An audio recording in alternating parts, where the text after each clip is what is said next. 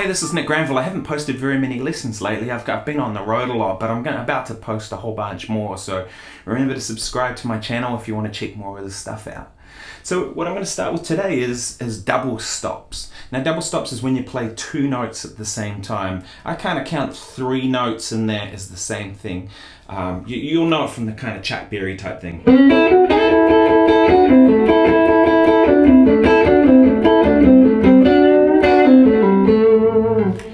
And you've heard that before, right? It's a kind of staple of rock and roll. Well, I'm not really going to cover that today because that's kind of been done, and there's heaps of other lessons around about that are really good. I'll maybe link up a few below, but I'm going to kind of talk about how I would use these things. Right, so how do you work on expanding this and getting to use this? Well, one thing you can do is take a simple scale like the C major scale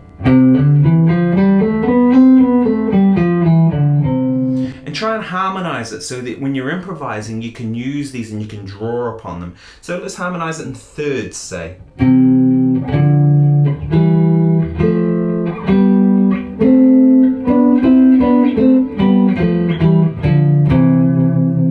So you want to be able to do that without having to think, and anywhere on the neck.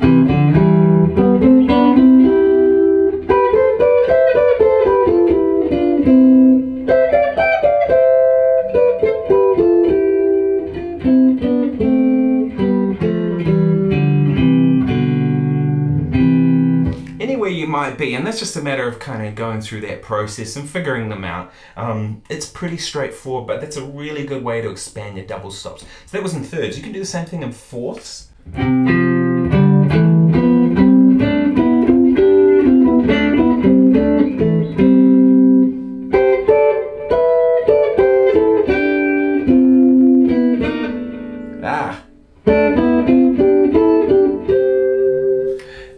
It's very useful to do that. Falls quite naturally on the guitar because our instrument is tuned in fourths for the most part, except for that B string. So they're kind of the very natural kind of guitarist ways of doing things. Fifths I haven't found so useful. To me, fifths kind of sound like a rock thing, like a, you know, that kind of playing, and that's kind of not typically what I would use these for. I do gigs doing that kind of stuff, but not as often as I would kind of more improvised kind of funk, jazz, blues, soul type stuff more than rock. So I wouldn't use them for the fifths so much. To me, they kind of make a heavy sound, which doesn't suit the music I do. So, but sixths are really useful. And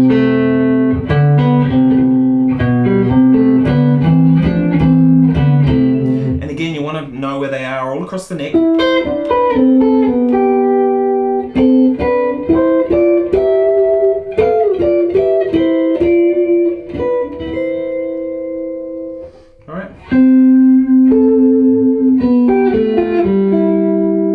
So that you can draw on them and you can use them when you improvise. Now I've done these all in the key of C. You want to do them in all keys, of course. Some of the harder keys, of course, are going to be the flat keys, G flats, D flats, and the like. So explore those.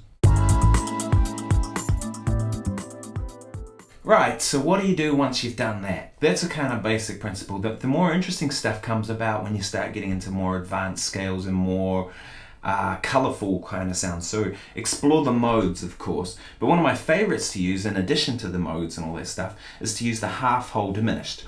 So if we're in the key of C again, we start on C and we go up a semitone, and then we go up a tone, up a semitone,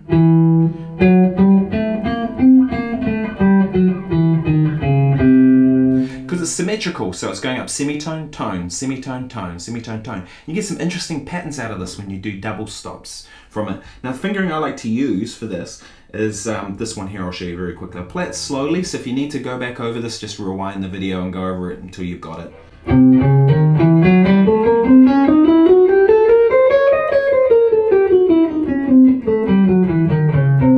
So that's the shape I use. I'll do it slowly.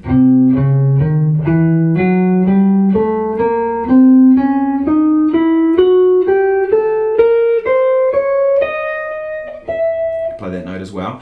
So that's the half whole diminished shape I use. Of course, it's because it's symmetrical. If I move up a minor third, I have the same shape.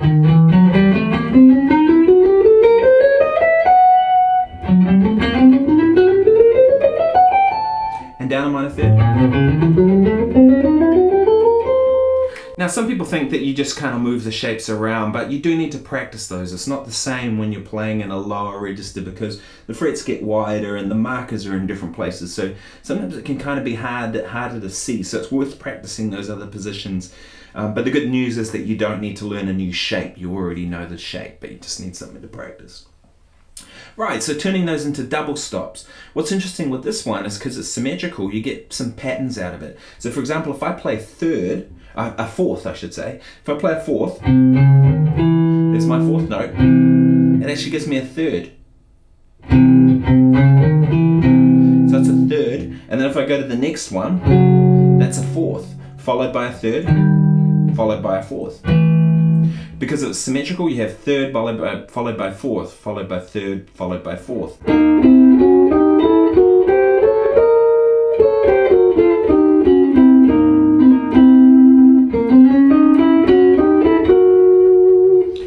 So you can get some very interesting colours and things like that. Now, a place I'd use this often is like the first two chords in Caravan, where you'd get something like...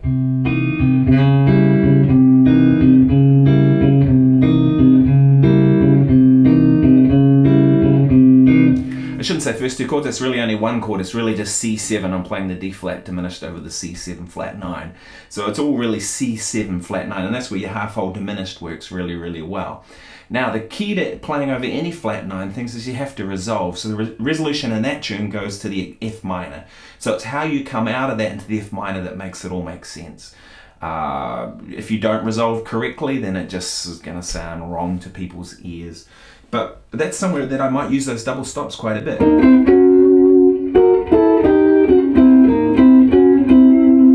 And I should say, I don't tend to exclusively do this. It's kind of like, think about it like painting. You don't just paint with one color of blue. You use shades of blue. You might use shades of brown. You might use shades of green, whatever colors that want to make up the picture you want to do. So I'll intersect thirds with fourths with sixths. Sometimes I'll play single note lines and then maybe just one or two things. But what I'm trying to do is give it depth to what I'm playing. Cool, so it'd be wrong to kind of talk about double stops without mentioning Jimi Hendrix. For me, he was the first guy I ever heard that really did this. Now, I believe Hendrix got this from Curtis Mayfield, and you can hear that influence in his playing. And there's a couple that Hendrix used a lot.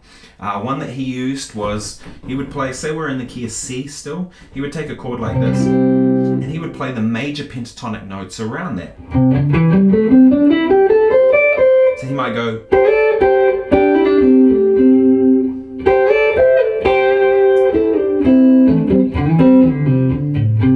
so that sort of thing. Now, he didn't play exactly that, but that sort of thing was the thing that Hendrix would do.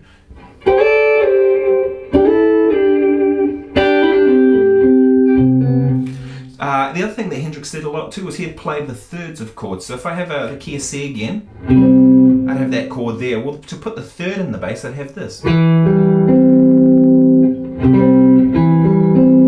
Hendrix would do things like he would hammer on from the ninth to the third, or second to the third, whichever way you want to look at that. Right? And he would do the same thing from the fifth and the G and the C, the fifth and the root note, and he would hammer on to the sixth.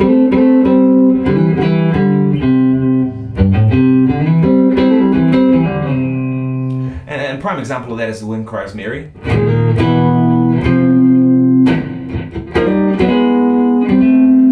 those ones there, those are all that.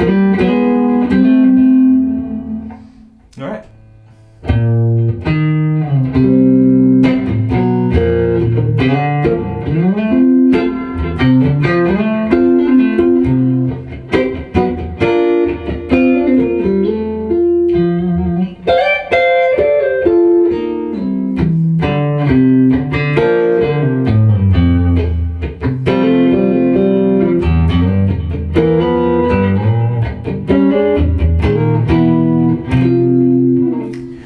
Exactly what Hendrix played, but it's something along the lines of what he did in that sort of thing. So I like utilizing those in my own playing, and for me, I blend all the stuff together. I use them when I play jazz gigs. If I'm playing with a trio, I'll fatten up the lines I'm playing. So maybe I have a line that goes, I